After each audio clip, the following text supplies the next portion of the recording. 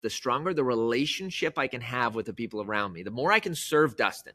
Not if I screw up, but when I screw up, the easier it is to overcome that. Yeah.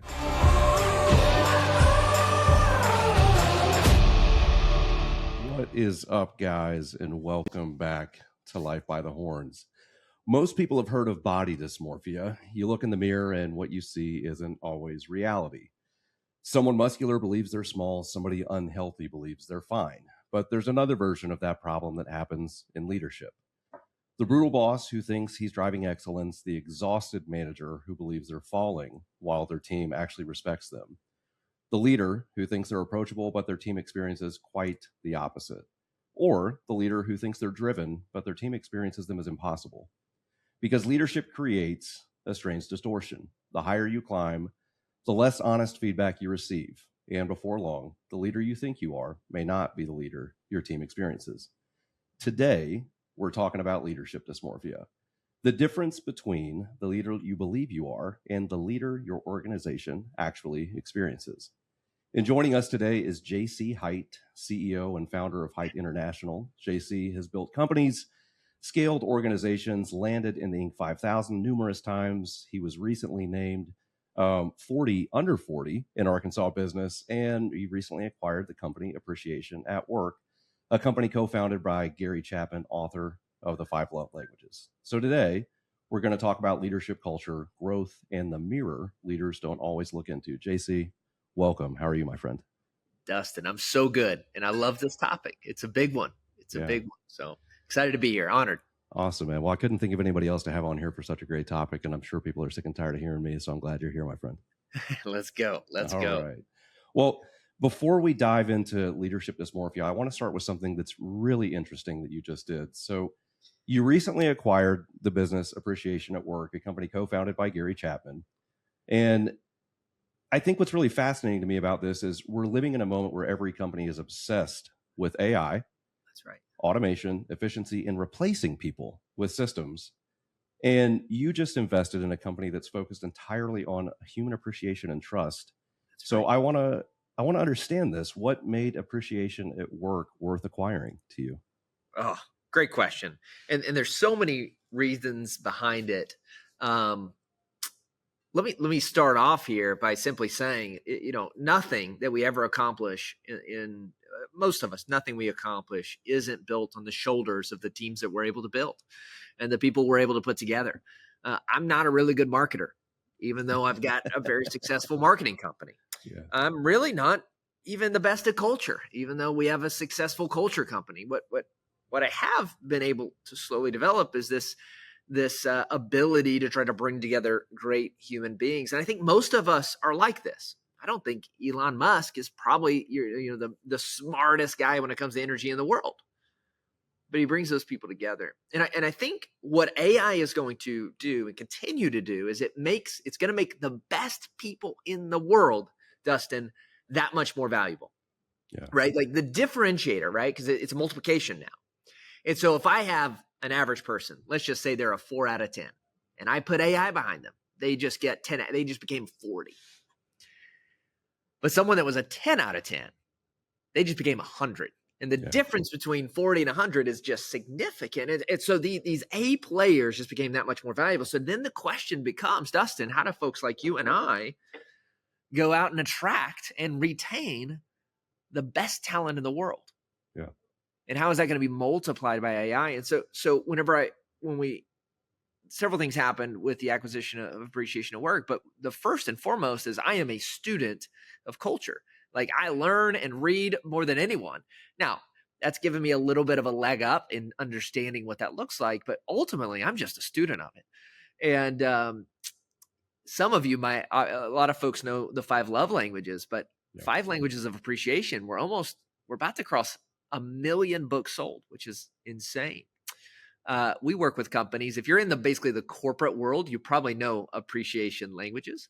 If you're in the S&B world, maybe not. So we work with Meta. We just signed a deal with Chrysler, Google. I don't know if you've heard of this company called Savannah Bananas. We work with them. Microsoft, Deloitte. I mean, you name it, we're working with them. And it's been such a pleasure. And they understand the value of culture. So it's a good topic. Yeah. So this acquisition, I mean, literally you're doubling down on people and appreciation versus what everybody else is doing. Why? Oh, and this the as we learn about this, okay, so we go back. Number one, my only job as the CEO, as an investor, as a leader, is to bring in the right people. Like that is, in my opinion, the number one job. In fact, every single problem, Dustin, that you have in business, everything you have, it can be solved by being able to recruit better. The opposite is not true. You can't outsell your way. I mean, okay, McDonald's is really good at sales. They have a crappy product, but who wants to own a McDonald's? You could solve any problem by being able to recruit. You have a sales problem? Awesome. Let's go find someone who can sell. You got a technology problem? Let's go find a tech guy. You got, and so the advantage that you have when really we become recruiters as the leaders is magnificent, right? And so as I dig into this book, the research is changing every day. In fact, it changes what you just said in the beginning, like it's ever evolving, right, Dustin? So my leadership, the way I do leadership when I have a group of 5 is very different than when I have a leadership group of 50. In fact, how you lead is different. So if my leadership style is a very emotional, close tact one, like I'm a very lovey-dovey, like I want to hug. I want to like, I'm a very emotional leader.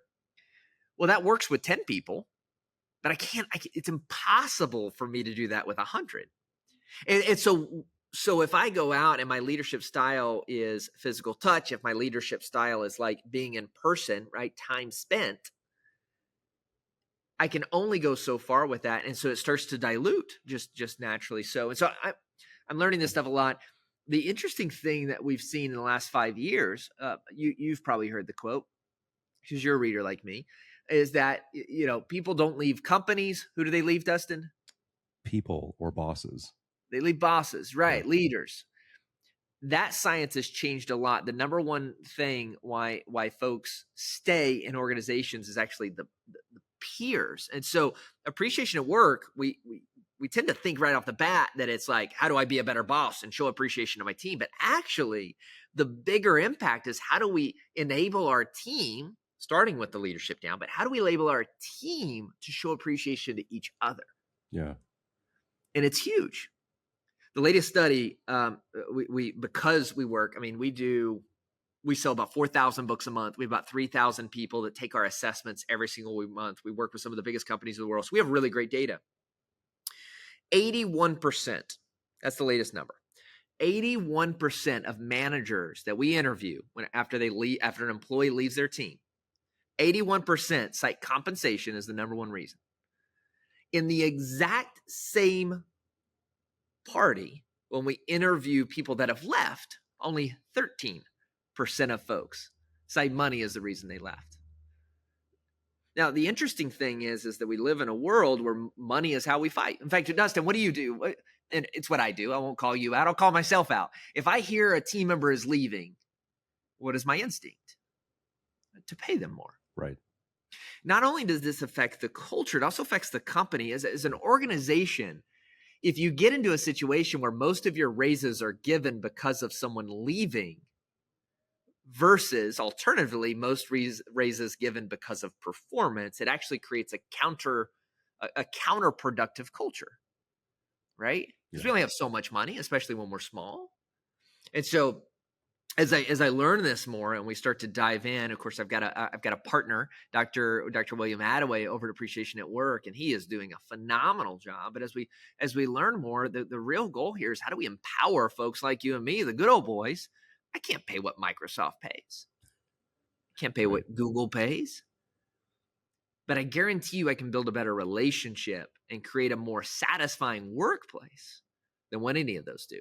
Yeah. So how do we do that? And how do we equip our leaders to be able to go out and have the tools to be able to do that and the language to be able to understand how to accomplish it?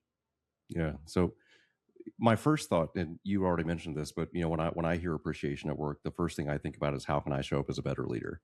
And I think there's a lot with that. But you also mentioned it's about how the team shows appreciation for one another. So especially for remote teams, which I know you're accustomed to and I am now, right? What does that look like? What are you guys doing so that that shows up more and it's something that's cultivated more naturally? It's all about intentionality, right? And again, the idea behind languages of appreciation, right, and virtually changes some of this, right? And but it's still the same. I receive a certain appreciation a certain way, regardless of the situation I'm in. Typically, now that may shift over seasons, right? If your wife's love language is physical touch and she's 9 months pregnant, it's probably not physical touch in that season, right? Correct. And so we change in different seasons, right? But the step one here is learning what is it. Now, most people, if their predominant language of appreciation is time spent, right? Like time is their number one appreciation. Most of those folks are not taking remote jobs because they feel unsatisfied. They go home feeling like, man, all I did was sit in front of a computer all day. They're not getting this. So there's Yep. typically a certain type of team member that is applying for these type of jobs. However, it's not always. There's some team members that, man, quality time is my language. However, the best paying jobs are working remote. And so that's what I'm forced to do right now to take care of my family. So the number one thing that we do is organizationals when we're going to do a Google or anyone we can do as small business owners is number one, just understand the language of appreciation. And it's a simple test. We have it on our website. Anybody can go there, appreciationwork.com, and do a test. And we send all of our team members through them. Quality time is a big one, especially in this younger generation. Like they want time with not just the boss, but their peers. They want to be in the presence of them, right? And so how do we curate those things as an organization? And we go through words of affirmation. This is 49% of all people in today's generation. Words of affirmation, 49% is their go-to. Yep. So again, how are we curating opportunities to do this? And we systemize it. I do, man. I'm not a lovey-dovey guy, Dustin. So what do? I schedule it in. I don't show them the schedule, but I schedule it in. And so my folks that's love languages, words of affirmation or quality time, I just every 3 weeks, every 4 weeks, every 7 weeks, I have a little thing in my calendar where, hey, reach back out to so-and-so to just thank them about something. And it's got to be, if it's words of affirmation, it's got to be specific. All right. So not thank you for doing a good job. It's, wow, I saw some ads you did the other day for X client and I saw how they improved. And that was really, really cool. That was so cool. Right. And so how are we digging in to learn about our folks? Yeah. I love the self-awareness with that too, knowing what you're not. Because even for myself, generally I'm hyper focused on what's right in front of me. So if I'm traveling, and I hope my wife doesn't hear this, but if I'm traveling, I will literally put on my calendar times to reach out to her. Yes. As a reminder. And some would say, well, that's very inauthentic. And I would say, potentially. I think it's also knowing I have a blind spot and it gives her what she needs. And I think it actually has thing, actually. Right. It's you working your own system to be as attuned as possible. Anybody know that doesn't see that, that's their own problem. Yeah. It's so funny. So again, we should go back up. Everything I build in my life will be on the backs of the teams that I'm able to assemble. Yeah. My kids will not have to worry about college because my team does an incredible job. Not just JC, but my team does an incredible job. When I have a rough season and I went through this like depressive state where I didn't want to do anything, I got through that because my team kept working, right? And once you truly believe this as a leader and you truly believe that, like, quite frankly, I'm probably the most expendable person in this equation, and you truly believe that, it starts giving you different power. Then you start to actually go, okay, how do I serve these people in a way that's just so powerful? I mean, this is a biblical thing. Leaders are to be of service of their people. And now we start to dig into this idea. I talked to, and how do we build systems around it? Even talk with Dr. Chapman. And so he mentors our inner circle, and that's on marriages. That's not on appreciation, on marriages. He mentors our inner circle. And he even tells his wife's love language is acts of service. And so every time he washes the dishes, she just lights up. Anytime he is of service to her. And he asked his wife, this was several years in their marriage, honey, I hate washing the dishes, but I know how much you love it. And I wonder if I hired a maid to come in and wash the dishes, would the result be the same? Would you feel appreciative if I hired someone to do it versus, and his wife was sweet and understood the assignment and said, hey, let's test it out. And sure enough, it did. In fact, Dr. Chapman will tell you today, jokingly, he's like, that woman is now my wife's best friend. Like she comes in, and so this intentionality about, as leaders, we're trying to figure out how to lead at scale, those, right? And so it's really fascinating. Yeah, very, very interesting. Well, let me ask you this one more thing real quick on AI. If, to your point, AI can provide more leverage or multiply somebody, there's also this fear that, oh my gosh, they can get rid of people. What is it never going to replace, though, inside of organizations? Man, I have a big debate at one of our events coming up where Jonathan Mast, who is very, I'm not the smartest guy with AI, so I looked to other folks. Jonathan Mast is a believer that everyone's going to find a place, just learn AI and you're going to be good to go. Jeff J. Hunter is going to debate that and actually say, you know what, I think we might go through a depression here where we do have less jobs in a big way. And what are folks going to do? And I think it's a great topic. Some people will look at that and get scared and not do anything. Some people will look at that and get scared and do something. Some folks will look at that and not be scared at all. And what I think right now is that the thing that won't be replaced is this idea of relationships. I think we're moving into a society that wants relationships more than anything. And we're starving of relationships. And this, by the way, ties right back into culture. The Bible says that love covers a multitude of sins. Whether you're religious or not, that's irrelevant. But the Bible says love covers a multitude of sins. The stronger the relationship I can have with the people around me, the more I can serve Dustin. Not if I screw up, but when I screw up, the easier it is to overcome that. And we teach this with our team members, right? And the relationship we have, but also with our clients. The better you serve your clients when you screw up, not if, but when you screw up, it's going to be like, who cares? Right? It's all about the relationships that we have. In fact, you've experienced this, I'm sure, Dustin, where you've screwed up on a client. It could be the smallest mistake. But it's Sam. Oh man, I don't want to call Sam. He's going to get pissed. He's going to do this. It could be the smallest thing, but you don't want to call him because the relationship sucks. On the flip side, you can have a big mistake because you're like, it's Susan. Just call her. We'll figure it out. We'll have to refund her a little bit if we need to, but we'll because the relationship is the cornerstone, not the actual problem itself.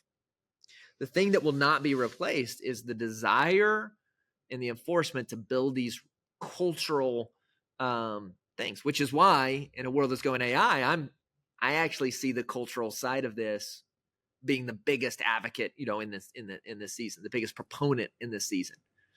Yeah. And interestingly enough, so many business owners still get distracted by shiny object syndrome and what's the newest thing versus the people that are right in front of them. Yeah, man. Yeah. 100%. Well, I would say this. I don't think you came from any of these ideas from theory. And I mean, in fact, you built Hite from a really small company into an international organization that had hundreds of employees or has hundreds of employees. You hit the Inc. 5000 multiple times. Looking back at your journey, what parts of growth are you most proud of? Oh, it's a good question. Yeah. Our first organization, we scaled to 350 employees at Hite. I think at our peak, we were at about 210. We're much lower than that right now. Do AI, do consolidation, buying and selling. The thing that I'm most probably proud of is that the intentionality of our leadership across Hite has always been the intentionality, not necessarily the results, but the intentionality behind our leadership has always been the team first. We have a very flat organization. Our leaders have gone seasons without raises. I've had leaders that sacrifice raises in order to give some of their other folks, raises, in downtimes. Yeah. And that's the thing I'm most proud of. We've had seasons where we've had to lay off because financially we were not doing well. We've had seasons where the culture sucks sometimes. And that's from me.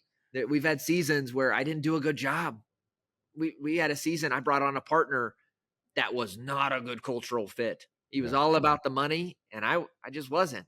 And so that drove us to make different decisions, not wrong decisions, but different decisions from what the culture that I built was accustomed to. Yeah. And it didn't work with the type of people that I had hired, right? And so I think the biggest thing is like the leadership we have today is pretty much the same as we've not lost a lot of leadership, but they're always desire to do their best. I look at moms and dads and leaders in different areas, right? But my mom and dad wasn't perfect. There were seasons where, we struggled a lot, where we did it, but like I always knew they were there. I always knew that they had our backs, and that's the type of organization that we've strived to build. Yeah. Perfectly. Yeah. No, I love that. Well, there's probably folks listening, but even if not, folks that have felt this way, that, man, that idea of going from small to 350 employees, 8 figures plus, that sounds amazing. What parts of that growth, though, are much harder than people realize? Oh man, everything is easy until people get involved. It sucks. I mean, like I look at it when I say that, let me just clarify. I look at those families. You ever see these families with like 12 children, Dustin? Like these guys are nuts. They're crazy. Why would you ever want 12 children? Now they're having a blast. They did it on purpose most of the time. That's what they want, but they're still nuts, right?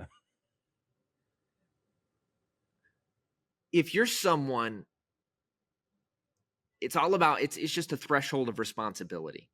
Now, some people take that responsibility, really internally. At 300 people, you know how many of those 300 wanted raises, Dustin? All of them. Every one of them. Yeah. Do you know, of those 300 people, do you know how many wanted promotions, like a better job? All of them. All of them. Do you know how many of them wanted to have bonus every month? All of them. Yeah. It's impossible. It's impossible. And I learned a lot in that journey as well. And so I luckily I have some friends that make my business look like, French fry, $1 billion companies, right? Yeah. And this idea. And so as we were growing and scaling, that was one of the most difficult things, because I'm a very relationship guy. Like I'm the guy that shows up at the hospital. Like I love so deeply. I hurt deeply. I'm just an emotional leader. And I've had to learn that because I'm that way, I have two options, right? I can either change who I am, or I can lead a certain way and put in protections. Let me give you an example of this, Dustin. I had a manager come to me one time, Marcella, such a great girl. She came to me one time and said, JC, I just want to tell you something. Don't get mad at me. I'm just the messenger.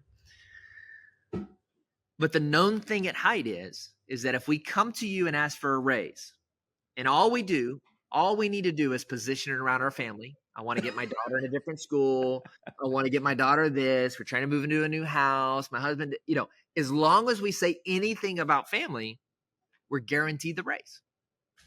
In fact, we don't even talk about the position, the job. And like at first, Dustin, I was so frustrated. I was like, these freaking idiots. I'm never giving a raise. Just like I got really offended by it. Yeah. Afterwards, I realized that my problem there lied not that was the way I was, because what a great thing to be known for, but but because that was the case, I had to build a system to protect me.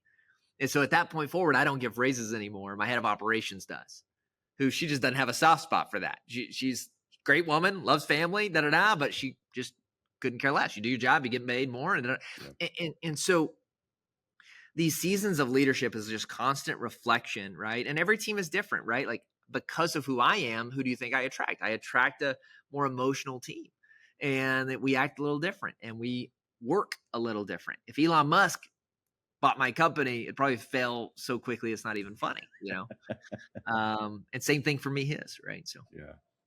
No, I love that. Well, to kind of piggyback on that, there's a dark side to rapid growth. I mean, it can look good on paper. Board members can be happy. Other ones cheer, people are cheering you on. But yeah, was there ever a specific moment in it for you where you found a part of yourself you didn't recognize or you weren't happy with?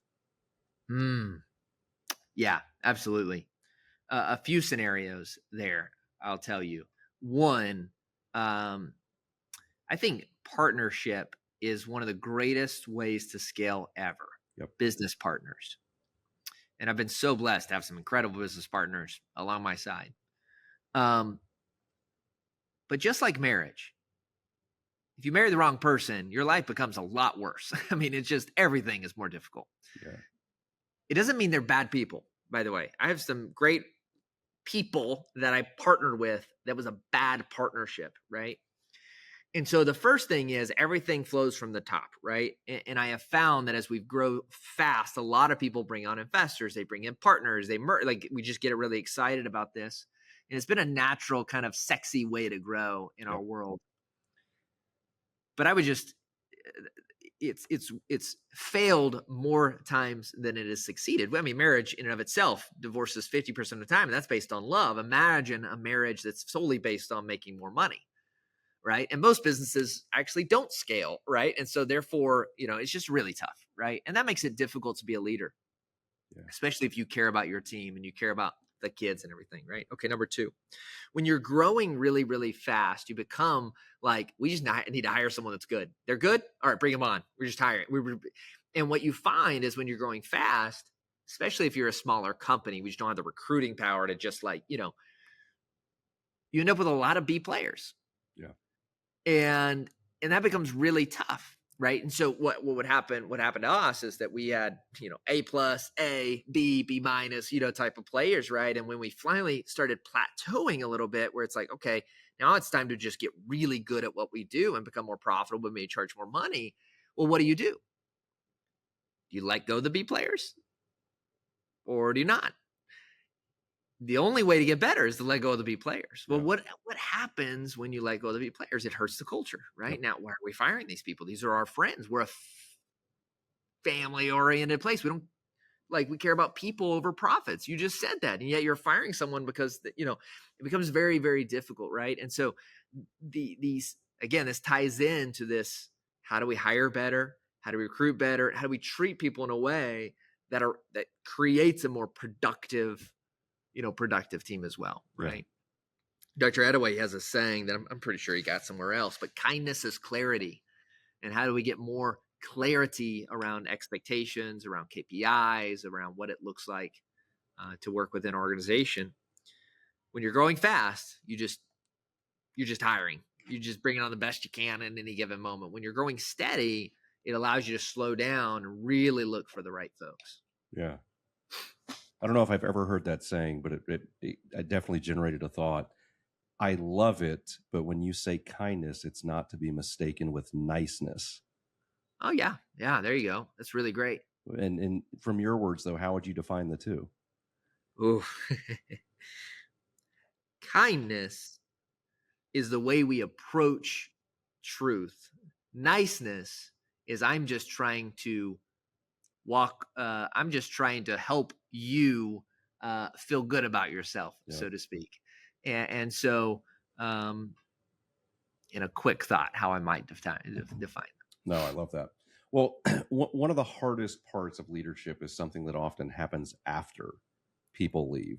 Sometimes the most honest feedback we get comes from when someone is no longer with us. Have you ever had someone leave Hite or any other organization that you've been, in charge of, owned, etc., and they later said something that made you kind of stop in your tracks?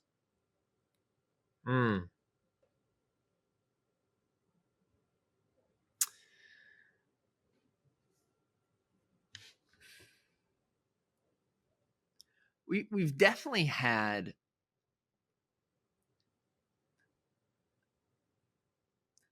I talk to so many of our folks from the top down that normally I'm already in communication with these things. Most of us, I'm not going to say I haven't. I talked to a lot of folks that have left. I'm still friends with a lot of folks that have left. Our head of sales, I was texting this morning, hey, how's the baby? How's everything? And, she left us 3 months ago. And I say our head of sales. She's no longer our ex-head of sales, right?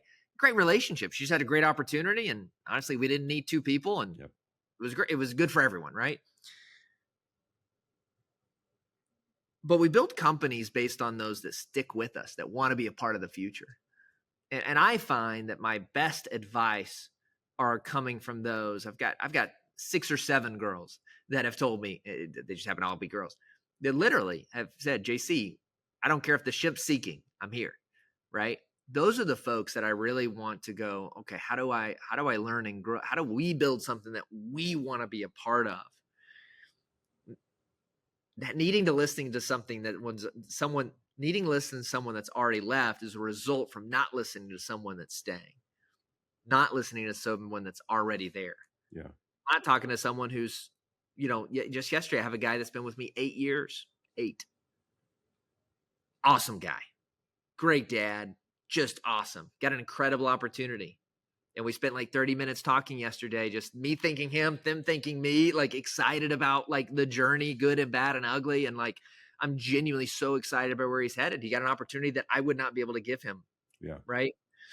And so, by the way, that's something that I learned. I always felt that people left, that was a bad thing.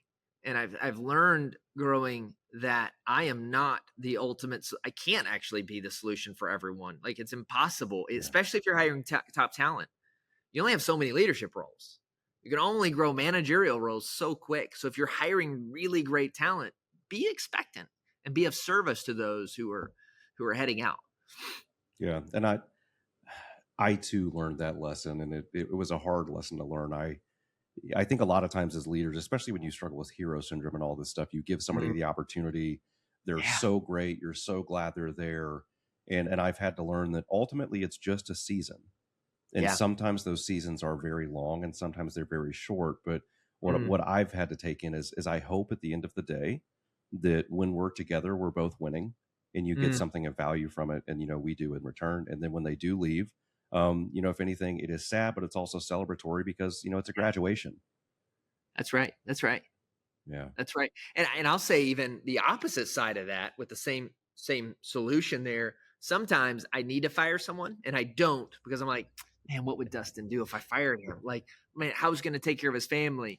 And I'm like, JC, you're paying him minimum wage. He could literally go work at McDonald's and make the same amount of money as you. Yeah. Like, he's going to be able to find, he is going, and sometimes I hesitate and I don't do it because I've got this, what you just said, God complex. What are they going to do without me? Yeah. And that hurts our organization even worse, whether you're firing because they're just not good and you need to get your clients with someone who's good, or you're firing for a cultural reason. But normally when you're laying off folks, you're actually hindering the entire organization by keeping them on, all because you have this God complex, right? So, well, and hindering them, because there's this idea of niceness, that we just mentioned. And I'll never forget a couple of seasons, a couple of years ago, we hired the number one sales guy at the biggest, marketing agency in Australia. And I'm like, man, we are going to go to the moon. That's not what happened. Nope. And 12 months into it, I remember sitting down with my business partner and he's like, so what are you going to say to Blake next time you guys chat? And I said, well, and good friend of mine, still, I talked to the guy 2 days ago. And I said, well, and again, niceness came into play, hero syndrome. He lives in California. I got to take care of him. It's expensive out there. And he's like, man, ultimately at the end of the day, we created these core values for a reason, to hold us to a certain standard. And if our first one is mutually beneficial relationships, or we win together, is he really winning if he's not excelling and making the money that he needs to? Because he's like, he's your friend, he's loyal to the core. Is he really getting a leg up on life? And I'm like, man, you got a good point. Yeah. So these questions, I just think that as leaders, we just need to be thinking about them more. Yeah. I think right now I've got a few companies that, have large development teams, and eventually we're gonna have to make a choice because quite frankly, my top 3 guys can take on all of our work with AI and I don't need the rest. And what is the right thing to do? And when I say right, what is the right thing for Hite, right? Whether that's a religious decision or, what's the right, spiritual thing? Is that the right business decision, the right financial, whatever you want to talk about? But just thinking through these things is really great, I think. And preparing yourself, right? There's some really great some really great material on, as leaders, we prepare for what's going to happen. So when it happens, we know how to react, right? Yep. So firefighters, we don't just go into the fire and like hope we make the right decisions. Like we act it out so much that it becomes instinctual when we're in the game, right? And so we think through these scenarios here. But what is right? Is it right to let these folks go? Quite frankly, they will have a hard time finding jobs right now. Yes. They all have kids. They have these situations. But if I let them go, then I could pay my top guys maybe triple the salary. What's the right thing? I think it's good that we struggle with these questions. I think it shows that we care and that we're trying to be intentional with being proactive and not reactive. And I think the intentionality, and by the way, I'm a talker. So what I do is as I'm thinking about these things, I talk with my leadership. I talk with my managers. I talk with more people than I should about it so that when I make the decision, folks understand the type of decision that we make within our organization, right? Yeah. No, I love that, man. And it's so funny you mentioned developers. Our former head of development is now a videographer. Yeah. Yeah. So, I mean, it is a real thing, but I think it goes back again to niceness. I mean, if you keep them for too long, and again, that hero syndrome creeps in, and you're like, I've got to protect them at some point, whether it be the board, the leadership on your team, or yourself, you've got to make that decision. And potentially holding them on for too long could have hindered them from other opportunities. Yeah. Yeah. Well, this brings us to the idea of this leadership dysmorphia that I mentioned very early on, the difference between the leader you believe you are and the leader your team actually experiences. Why do you think leaders lose the ability to see themselves clearly? Ooh, that's so good. Well, first off, I think leadership has many different lenses, right? We've all seen the little photograph of looking at the lion, maybe from the top view and the side view. You go check that out. It's probably provocative, but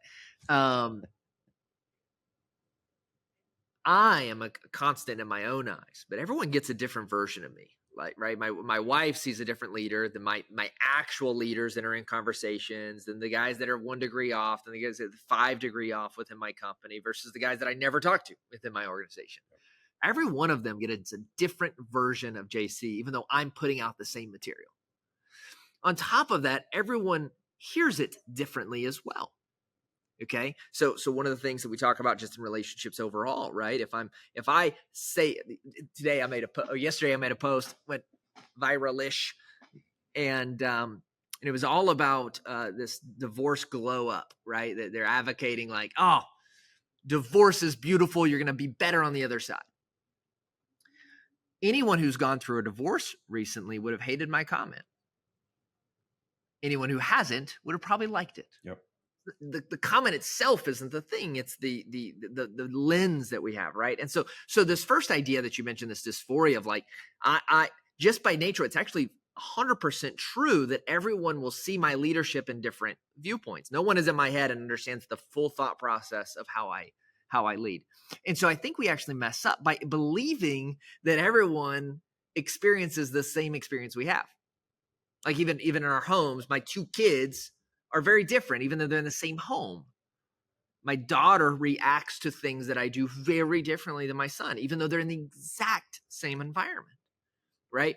And so this dysphoria, I think, starts with the idea that, again, as leaders, the expectation that everyone gets the same is really off. So therefore, we then should know that, like, okay, and by the way, this goes back to appreciation at work, how are other people receiving my thoughts? Some people receive my appreciation by by gifts, by words, by time, by physical touch. By the way, it's still in the business world, not typically in the US, but in LATAM, you kiss on the cheek, doesn't matter, right? If you're in sports, if you work for Savannah Bananas, slap on the butt is a very normal thing, right? And if you didn't, that'd be weird if you didn't high five your friends, right? Like that physical touch is typically needed in sports, right? Less than 1%. That's not an excuse for bad behavior, right? And so I think it's a real conversation. The fruits are what shows what the tree is made of, right? And as an organization, a healthy organization does not have a lot of turnover. And if you're having a lot of turnover, it means that either you're hiring the wrong people for your type of leadership, or two, you're not leading in general very good at all. And those are different again, right? The first organization that I left was a Wolf of Wall Street organization. Everything about it was making money. Yep. And I mean, we can have a whole nother podcast on that, but we made money. Terrible. Spouses were not allowed at parties. Nobody, drugs, alcohol, you name it. It was crazy. A good old boy from the South who loved Jesus would have hated that environment, right? And so if they spent their time hiring good old whatever boys, they would have failed miserably, right? They hired for their culture, right? And the opposite was true for me, right? Like, I'm very, open with my faith. I'm very open with the type of viewpoints. We make a lot of money, but I give just as much money. And so, like, if you're looking to be a big money maker, like, I'm not really a great partner for us. If you want a great time and make a good living and have a great savings and great stability, like, sure, let's go. And so I said a lot of stuff there, but number one, everyone is going to get a different version of you. It's just factual, right? Number two, then, is that it's from a leadership standpoint, how do we understand what's truly happening? It's measured by attrition, typically, right? People leaving. Or why are people staying? If they're only staying because you pay them a little bit more. And then the third thing, the factor of this, is that we should always be, no matter where you're at, how do we increase the level of appreciation within our organization? Appreciation is the core center point of value, of receiving value, of feeling valued. Appreciation. So yeah, these three levels. Real talk. Most marketing problems aren't marketing problems. They're business problems wearing a marketing hat. Cute, but very expensive. Maybe you're getting traffic, but it's not converting. Maybe you're converting, but your average sale is too low. Maybe things are fine, but not scaling. That's usually a system issue, not a need a new ad issue. So here's the move. Let's hop on a short call, look at your business, and see what's really holding your growth back. No pressure, no pitch, just a fit check. If we can help, we'll tell you how. If we can't, we'll tell you that too. Tap Learn More and grab a time. I love that. Well, I've seen this in myself, and I've seen it with a lot of newer CEOs, and maybe you've experienced it too, but is it possible that when leaders believe they're pushing for excellence, they're actually exhausting their team and making them feel unheard? Yes, to answer your question. Is it possible? 100%. Excellence is a habit. So if we're trying to get a company, man, we're subpar. We need to become excellent. So there's several things. Number one, we're hiring the right people that want excellence, right? It doesn't matter. It does not matter what you do as a leader. If you're hiring the wrong folks that just are, I've had people in my life, like so many people that I love to death that are just not go-getters. Like they just don't like they'll do the bare minimum. I was that way in school. I was a 2.0 student. I was a go into the final, calculate, shoot. You mean I can just not show up and get a 0? And because it's only 20% of my grade, it'll take me from a 69 to a 62. I'm in. Let's do it. Right. And so number one, it goes to recruiting, right? Number two is how do we drive then people to excellence, right? So there's only two layers here. The first layer is expectation setting, KPIs. Like are we clear about what excellence looks like? So in our organization, we're in the marketing world, is excellence about having the perfectly set up campaigns? In other words, we can have a great campaign, but it doesn't perform, but we're still great. Or is excellence about churn? Well, the downside of that is that it could be a crappy set of campaign. What does excellence actually look like? Is it clear on the expectations of what winning looks like in this organization, right? And then the third thing is how do we empower those folks? How do we give those folks the ability to succeed, which is twofold. Number one is the tools, and number two is like the emotional support. That emotional support goes back to appreciation at work. Yeah. Right. And so the tools, do they have the team? Do they have leadership, the management? Do they have the time to be able to succeed? And then do they have this emotional support that they want to succeed? You and I have been on teams before where we didn't really care about winning for them. We've also been on teams before where we almost felt this like, dude, I can't let my wife down. Like, I've got to win. I'm gonna do whatever it takes, because that love and connection to the greater mission is deeper than whatever fault that I have, whether it be laziness or desire or will. So we hire the right people. We're very clear on the expectation of what excellence is. There's so many folks that just don't have a clarity on what excellence is in most of their roles or winning. And then 2, we empower them through 2 avenues. Number 1 is the tools, leadership, processes. We're empowering them. And then the second one is this emotional aspect of it as well. Yeah, and I think there's definitely 2 things with that idea of excellence where I've seen things go very wrong. When they define what it is and the goalpost is always moving, can create frustration. Or when they define what it is and then they're constantly redefining it because they don't have a leading indicator of what it looks like and a lagging indicator of what it looks like. To your point, leading indicator, great campaign setup. Lagging indicator, it's performing well. That's right. Yeah, 100%. Thinking through what it actually means to hit that KPI. And I've had folks where they have a KPI and they could still lose hitting the KPI in a big way, right? Like so their KPI is to sell 3,000 a month, yet you're a $200,000 organization, and if you only sell 3,000 a month, but you churn 6%, you're going to be going downhill every month, right? And so we set up KPIs. I like setting up KPIs not only on winning, but also what it looks like to leave this organization as well. And so we've had that for several of our positions. Like, our expectation is that you're under 8%.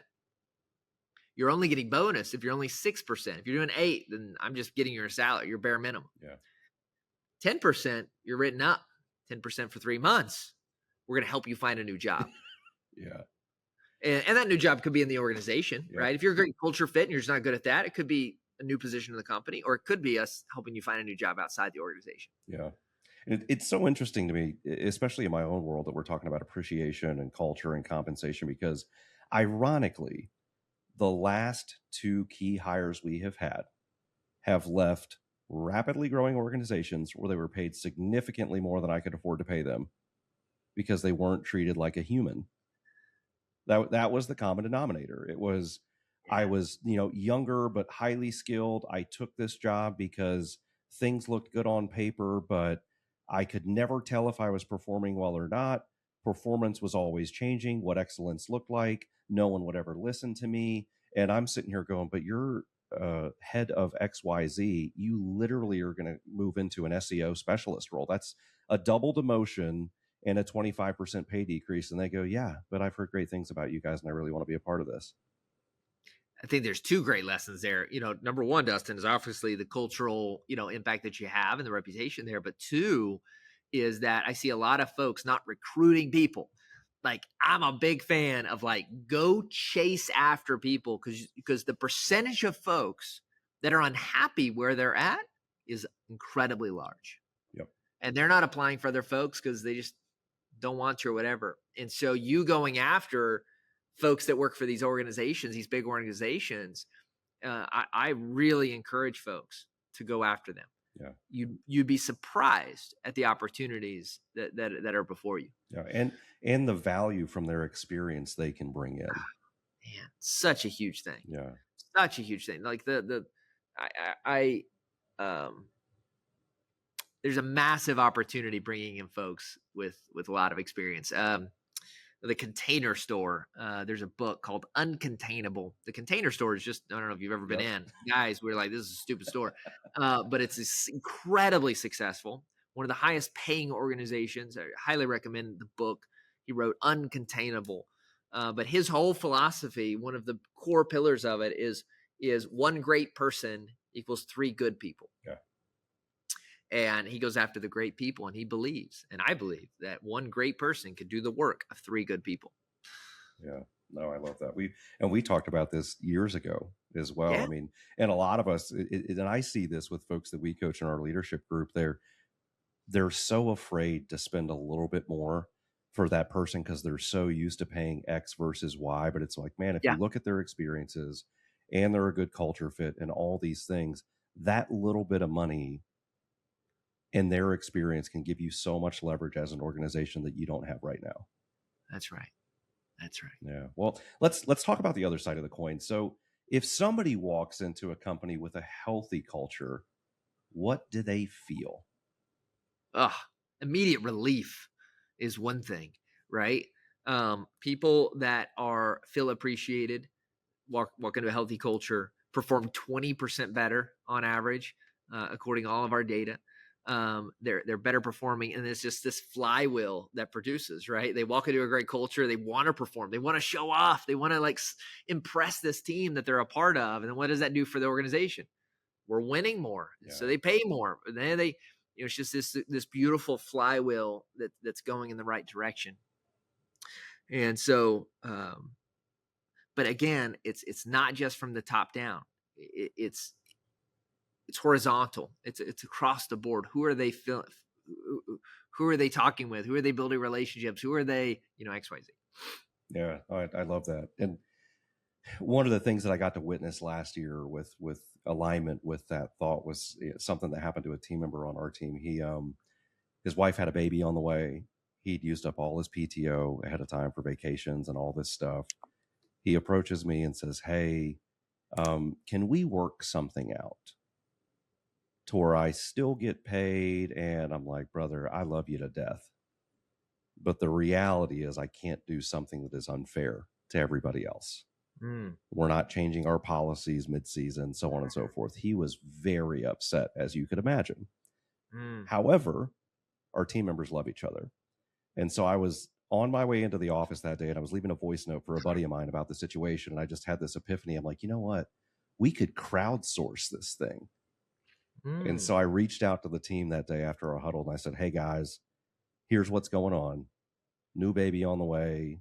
They need the financial resources. You don't have to do this at all. And for whatever we don't volunteer for PTO for this man, I'll take care of myself. But if you're interested, just send me a private message."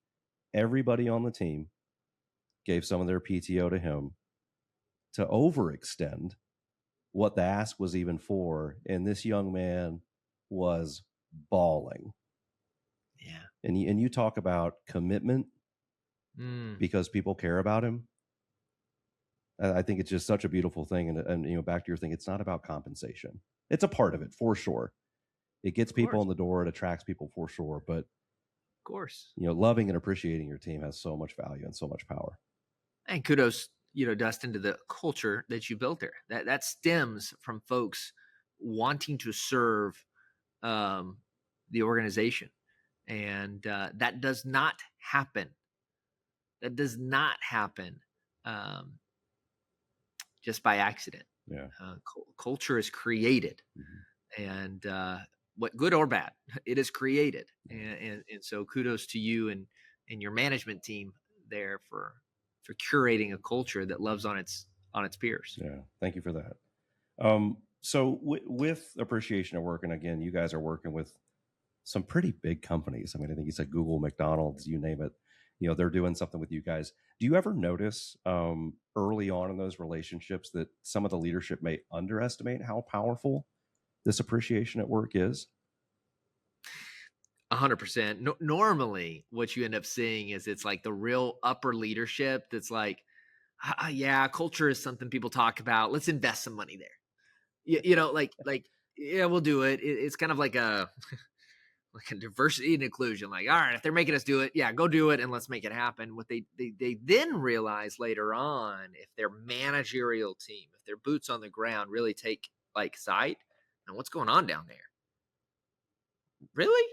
Like we do. I mean, there's so many aspects of our lives, where it's like you and I both know that if we go to the gym every day and we stop eating sugar, we're going to feel better. Yep. Not enough to do it most of the time, but we at least know that it's true, right? But those that do it, you actually feel way better than you ever imagined you feel, right? And so most of the time, everyone's like, yeah, better culture, people stick around. Yeah, I get it. but they don't really get it until they experience it. Yeah. Yeah, I love that. Well, let's jump into my favorite part of the episode, our rapid fire section. Short answers, don't overthink anything. All right. So, leadership trait most overrated. Most overrated. Oh, Jesus, this is going to suck. Leadership trait most overrated. I would say just like general fact knowledge. Okay. Just like I've read 1,000 books. Yep. Okay. Leadership trait most underrated. Yeah. Having a true, genuine, actual love and heart for the people that work for you. Love that. What destroys trust in an organization faster than anything? Clarity, not having it. Okay. Authority or approachability? Authority. Okay. One leadership mistake that shaped you the most? Bringing on the wrong partners that were the right partners for profit, but the wrong partners for culture. Love that. One sign someone should not be leading yet? It doesn't exist. Okay. And then last one leadership habit every CEO should practice routinely.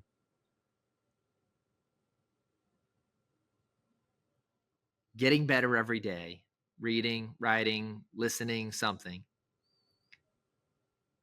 And then asking for feedback every single day. Yeah, I love that. And I think too, just creating the trust and foundation for people to really give you that good, honest feedback that you need. Yeah, that's great stuff, man. Well, last question for you. If someone listening right now is a business owner or a manager, and they're asking themselves, am I the leader I think I am? What is the first step they should take to find out?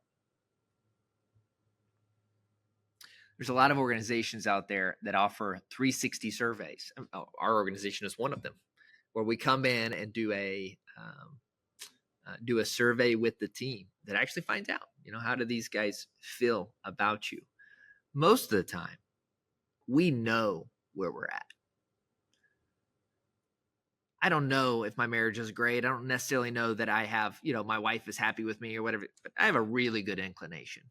And if you're asking the question, chances are there's a lot of room for improvement. Yeah. And so the question, though, is to find out how to get that improvement and where I need to specifically improve. And so I recommend probably just going to get one of these surveys. Appreciation at Work. There's tons of 360 surveys that you can do that help try to facilitate an unbiased answer. Yeah. No, good stuff. Well, guys, leadership has a strange way of distorting the mirror. The higher someone climbs, the harder it can become to see themselves clearly. Titles can create distance. Authority can create silence. And if leaders aren't careful, the leader they believe they are can slowly drift away from the leader that their team actually experiences, which is why the best leaders do something most avoid. They invite truth, even when it's uncomfortable. Because when leaders and teams operate in truth, trust grows, alignment strengthens, and performance follows. JC, thank you for joining us today on Life by the Horns. Thanks, Dustin. You're amazing, brother.